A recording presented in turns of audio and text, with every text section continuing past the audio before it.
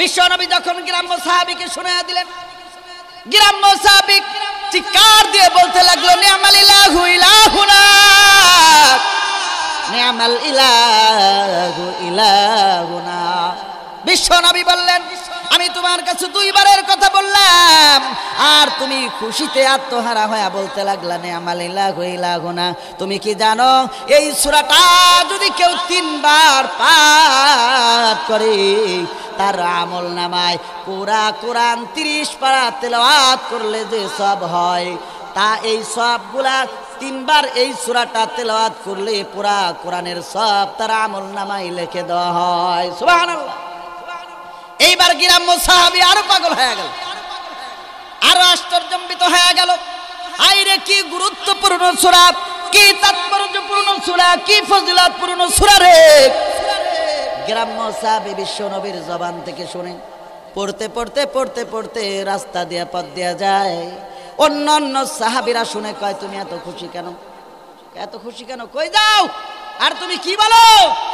আমি বলি কুল হু আল্লাহু আহাদ আল্লাহুস সামাদ লাম ইয়ালিদ ওয়া লাম ইউলাদ ওয়া লাম ইয়াকুল লাহু কুফুয়ান আহাদ। সাহাবীরা বলে, এটা কখন নাজিল হলো, এটা কি? গ্রাম্য সাহাবী বলে, এটা হলো কুল হু আল্লাহ সূরাতুল ইখলাস।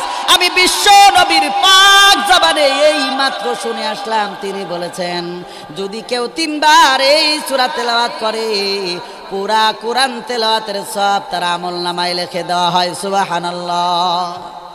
গ্রাম্য সাহাবী বিশ্ব নবীর পাক জবান থেকে শুনছে, শোনা মাত্রই মুখস্থ হয়ে গেছে। সুবহানাল্লাহ। قل للمؤمنين يغضوا من أبصارهم ويحفظوا فروجهم ذلك أزكى لهم إن الله خبير بما يصنعون।